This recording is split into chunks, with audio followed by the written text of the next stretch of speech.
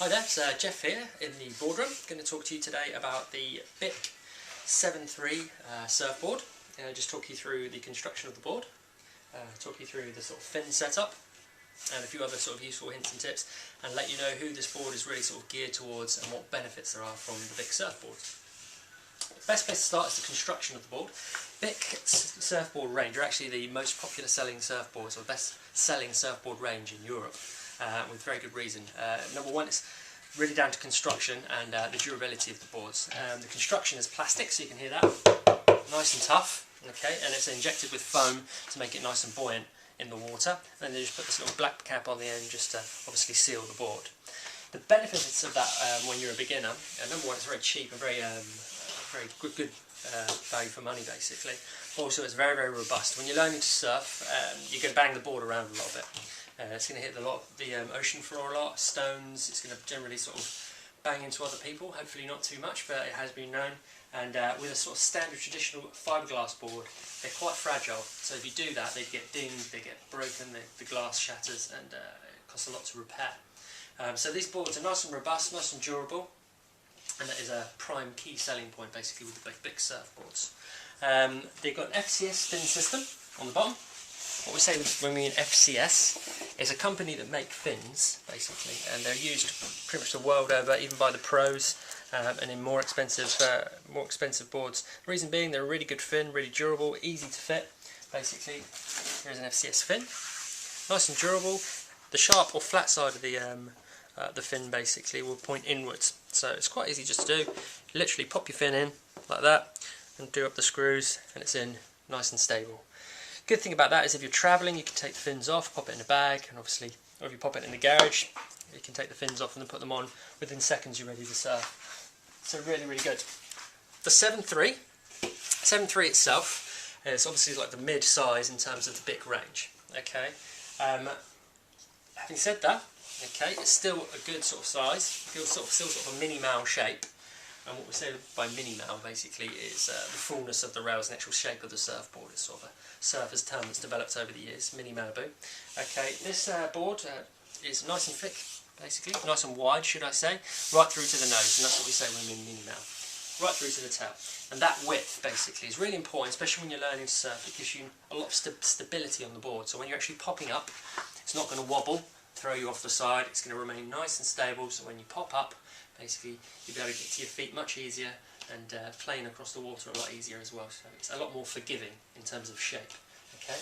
Another key feature is the width, the volume of the board, or the thickness of the board. Let's have a little look at that. The board's nice and thick, and obviously that's filled with foam, so it's going to sit high in the water. Okay, which means when you paddle, it's going to paddle easier. You're going to be able to paddle faster. You're going to be able to catch more waves because you're sitting high up in the water. The more waves you catch, obviously, the more fun that you have, the more chances you have to get to your feet, and the quicker that you actually learn. Okay. Fatal mistake by a lot of beginners is to buy a board that's too small, because ultimately they want to ride a short board, but they go and get something like a 6.2 that someone who's been surfing for a lot of years would actually ride, and they have no joy at all. They can't get up, it's not stable, basically they fall off and don't have very much fun, and it makes the learning curve a lot longer. Okay, so that's why this board is ideal for a learner. Okay, it's got that fullness, or the width basically, which is going to give you stability. It's got the thickness, which is going to give you floats and allow you to paddle the board easier. And it's got that thickness running right through to the tail as well, to allow you to pick up the waves nice and easy. Okay, it's got a leash attachment on the back here, nice and easy to attach the leash. It's very straightforward, and the leash comes with the board, as you can see on our adverts. Okay, the 7.3 then really explain who this is really geared towards. Okay, obviously the 7.9, there's the 7.3, and there's the 6.7. The reason they make the different sizes basically is a lot to do with people's goals and ultimately what they want to achieve, and also basically to do with the size of the person, the actual sort of physical size of the person. Because if you can imagine you've got like a 12-year-old girl, she's not going to want an 8.4 board or a 7.9 board, because it's going to drag her about. Okay, and she's not going to be able to manage it.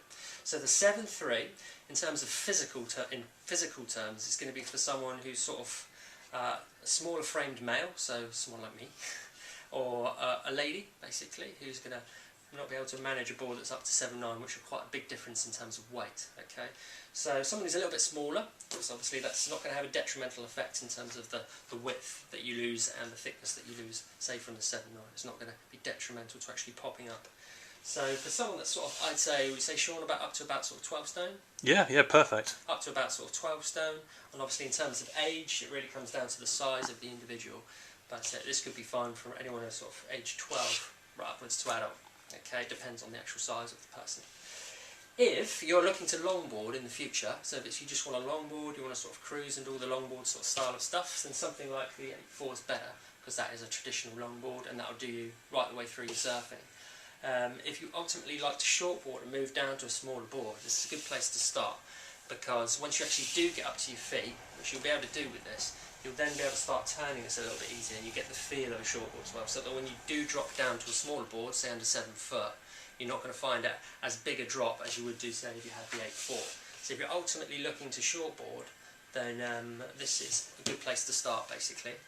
But having said that, if you're an intermediate surfer and you're just looking for a board to mess around with in the water, then this is also really, really good. That's why the BICs are good as well. They don't cost much at all. You get everything you need with the package, and you can just surf as and when.